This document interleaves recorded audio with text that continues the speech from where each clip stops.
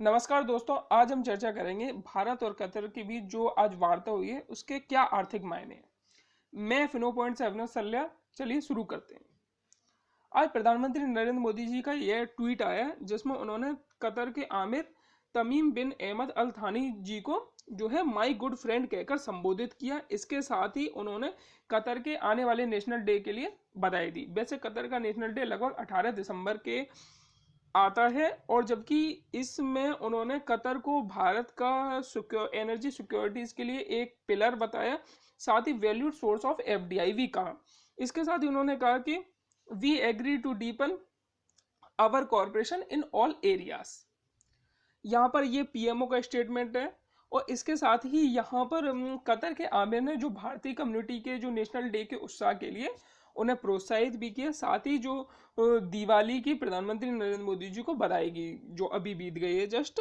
इसके साथ ही जो इसका जो मतलब जो सार था, जो समरी थी, वो एक स्टेटमेंट में समझी जा सकती है कि Qatar India decided to create a special task force to further facilitate investment into India. यानी एक स्पेशल टास्क फोर्स गठित की जाएगी दोनों देशों के द्वारा जो कतर से भारत में इन्वेस्टमेंट के लिए एक रूट मैप तैयार करेगी। साथ ही मैं आपको बता दूं कि भारत कतर से क्यों उसे वैल्यूड सोर्स ऑफ एफडीआई कहता है। आप यदि कतर की इन्वेस्टमेंट की बात करें ऑल ओवर द वर्ल्ड, वो लगभग 335 बिलियन डॉलर से अधिक के हैं। और जबकि institute sovereign wealth fund institute की बात करें तो यह दुनिया का 14वां सबसे बड़ा सॉवरन वेल्थ फंड है in the terms of money. और बात करें ये इन्वेस्टमेंट कहाँ पे करता है, तो यहाँ पर हम इन बात करें तो कमोडिटीज, फाइनेंशियल इंस्टीट्यूशन, इंडस्ट्रीज हो गया, इंफ्रास्ट्रक्चर हो गया, रियल एस्टेट हो गया, और रिटेल और कंज्यूमर सेक्टर एंड टेक्नोलॉजी वगैरह आदि अदर सेक्टर्स में भी ये निवेश करते हैं।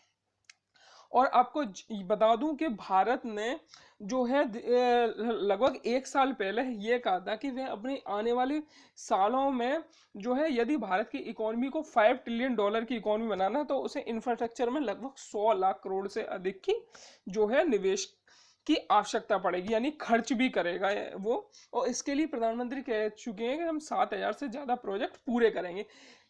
और यहाँ पर कोविड से जो हानि हुई है अर्थव्यवस्था को, जो है हमारे ट्रांसपोर्ट मिनिस्टर नितिन गडकरी जी भी कह चुके हैं कि भारतीय अर्थव्यवस्था को यदि कोविड से जो नुकसान हुआ है उससे उभर कर ग्रोथ की तरफ जाना है तो हमारी अर्थव्यवस्था को लगभग 5 से 6 लाख करोड़ रुपए के बड़े निवेश की जरूरत है।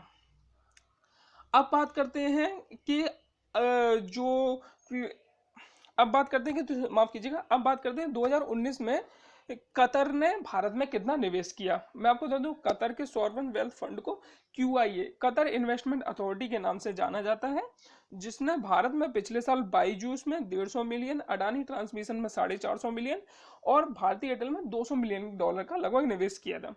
मैं आपको बताऊं और गल्फ कंट्रियां जिस तरीके से पिछले साल में भारत में निवेश किया, कतर ने अभी लगभग उतना बड़ा कोई निवेश नहीं किया है।